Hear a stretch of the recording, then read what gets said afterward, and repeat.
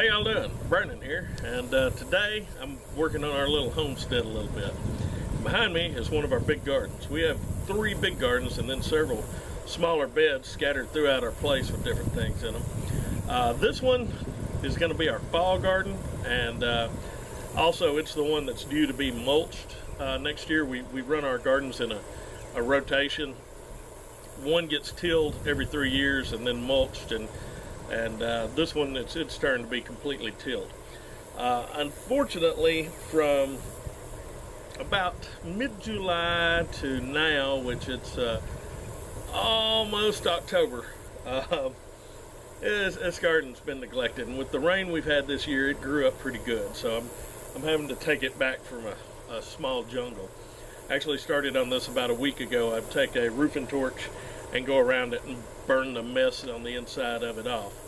Now, once I get that done, I'm going to come through and till and go from there. Like I said, I started burning on it a while back, and I started tilling on it yesterday, but decided that I would break out the camera and do a video on this so you can see how we prepare our garden. So, anyway, let's get on it.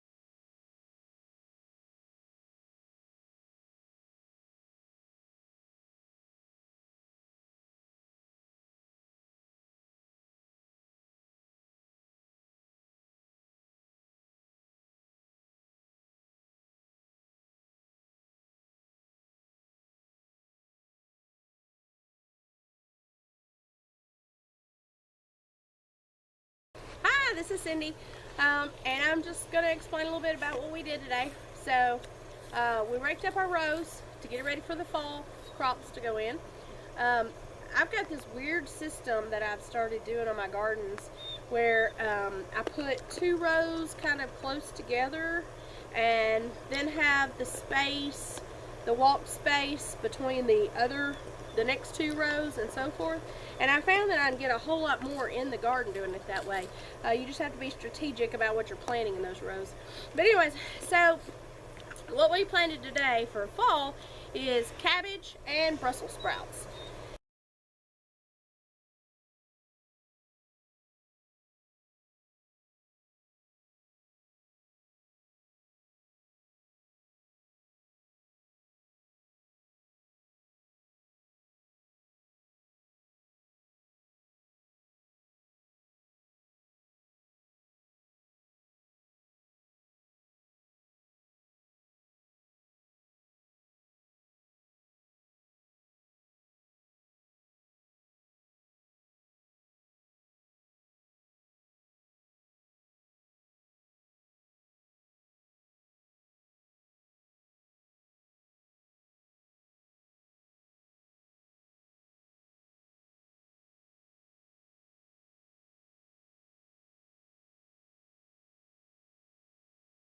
Alright, so yesterday we got our plants in, and today we mulched. So the method that I like to use is newspapers and straw. So what I do with the newspapers, I use at least 3 newspapers thick, and they overlap just all the way down the row around the plants. the edge of the garden to the edge of the garden. So, and then cover it with a very thick layer of straw. Now when I say thick, I mean thick. We learned by experience the first year we put in a garden using this method, and you know, by the next week our newspaper had blown across to the neighbor's yard. So we were out cleaning up our neighbor's backyard for the next couple of weeks. So it does take a whole lot of papers, so there's a lot of planning involved with this. I would say I went through, oh, well really I can't even guess. I don't know, it was a lot of papers. As far as straw, so you can see the straw that we've got on it, that was one bale of straw right there. So that covered, with the method I used, the double rows, going from the edge of one row to the opposite edge of the next row, all the way down it took one bale of straw. But that's using our size of garden, which is, do you know the size of our garden? 20 something, about 40 something. Yeah, it's like, I think it's like 23 to 41, or maybe yeah. 21 by 21. The size of our gardens. So, but now that will last, like that bale, it will need to be touched up the next year. We're putting it, we just started this a couple of years ago, but we're putting it on a 3-year rotation. So the first year, this is gonna last the whole year. Well, we did it this fall. It's going to last through next spring. I may have to touch it up a little bit in the spring, but I shouldn't have to do a whole lot to it. And then come fall, we're going to have to touch it up a little bit, but it shouldn't take anywhere near as much straw as we put down now, because a lot of the straw will still be there. Okay, well, we finally finished getting the fall garden in. Well, mostly the girls. Well, mostly the bigger 2 girls. The little one's not much help in this sort of thing. But we've got in 2 different kinds of cabbage, Brussels sprouts, spinach, and lettuce. We've had such good luck growing cabbage in the fall that we're not even going to grow it in the spring anymore. We get such a big yield, and it goes right through the winter. We might have to cover it every now and then, but we've had it poking out of snow and still do just fine. So we got plenty of cabbage.